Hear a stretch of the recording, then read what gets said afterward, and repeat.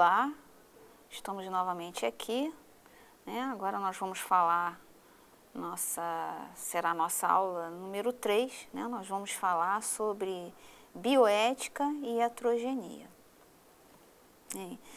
Antes de falar sobre bioética, né, nós temos que saber alguns conceitos aí, como o que é uma biociência?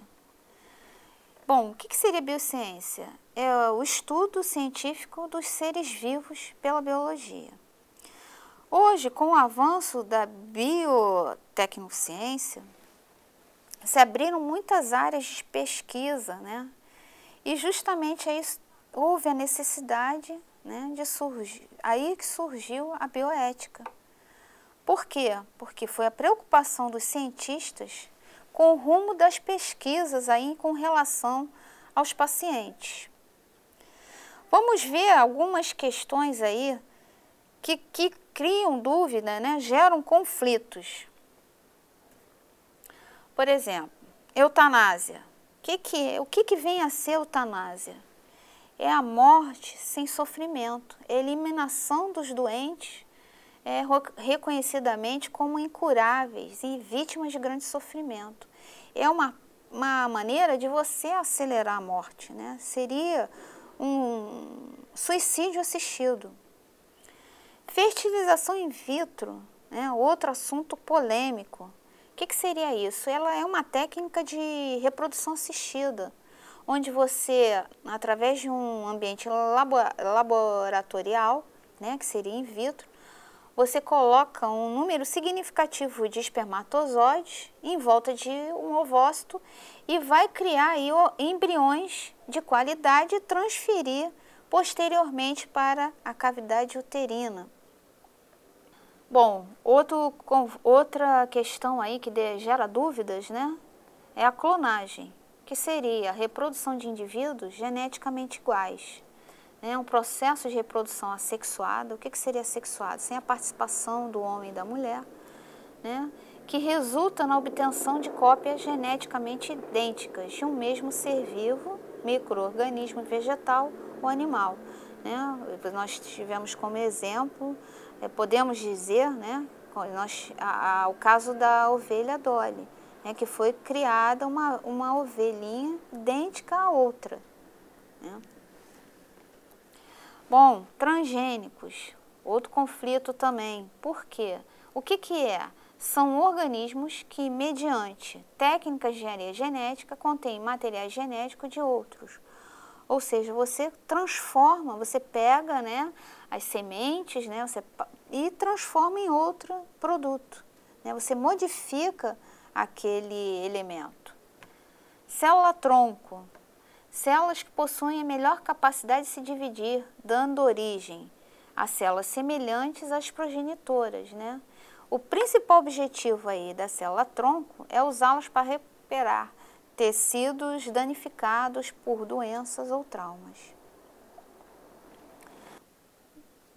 Bom, a partir então, visto agora esses conflitos, né, essas questões que geram conflitos, né, como eutanásia, clonagem, transgênicos, vamos então definir, né, a importância e o que é bioética. Bioética nada mais é do que a ética aplicada à saúde. Né? Ela surgiu aí nos anos 70 nos Estados Unidos, né, e foi se ramificando pelo resto do continente. Tá? E hoje ela é uma ciência bastante difundida e aplicada, tá? Então, vamos agora, né? Toda ciência tem princípios, né? E a bioética não vai fugir a isso. Então, vamos ver agora quais são os princípios bioéticos. Bom, o primeiro princípio bioético é a defesa da vida física, ou seja, é a obrigação ética de defender e promover a saúde para todos os seres humanos à proporção de sua necessidade. Né? Então, a gente tem que lutar pela defesa à vida. Né? Para o quê? Todos têm direito a essa defesa da vida. Liberdade e responsabilidade. Preciso ter sempre presente que a vida e a saúde são confiadas à responsabilidade do paciente e que o médico não tem sobre o paciente outros direitos superiores ao que o próprio paciente tem a respeito de si mesmo. Por exemplo, o que a gente pode falar sobre isso? Às vezes o médico chega, né, e fala, olha, você tem que operar, mas ele fala o procedimento para você. Mas se você não concorda, não quiser operar, né, você não é obrigado a isso. Não é porque o médico falou que ele apenas recomendou, né, fez a sugestão, o procedimento do tratamento. Mas você tem a liberdade de querer ou não operar.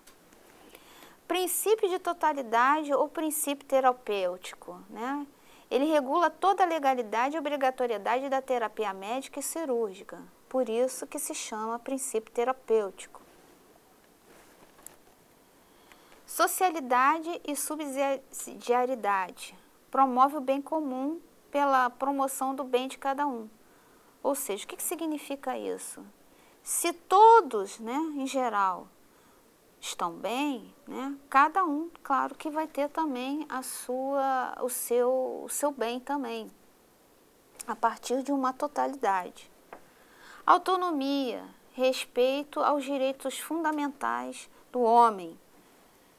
Benefício, não comporta somente abster-se de prejudicar, mas implica sobretudo o imperativo de fazer ativamente o bem e até de prevenir o mal. Né? Esse princípio aí é super importante, porque só o fato, né, não é só você pensar, não vou prejudicar, mas você tem que ter o pensamento de que você tem que prevenir o mal, não deixar que ele aconteça e se instale.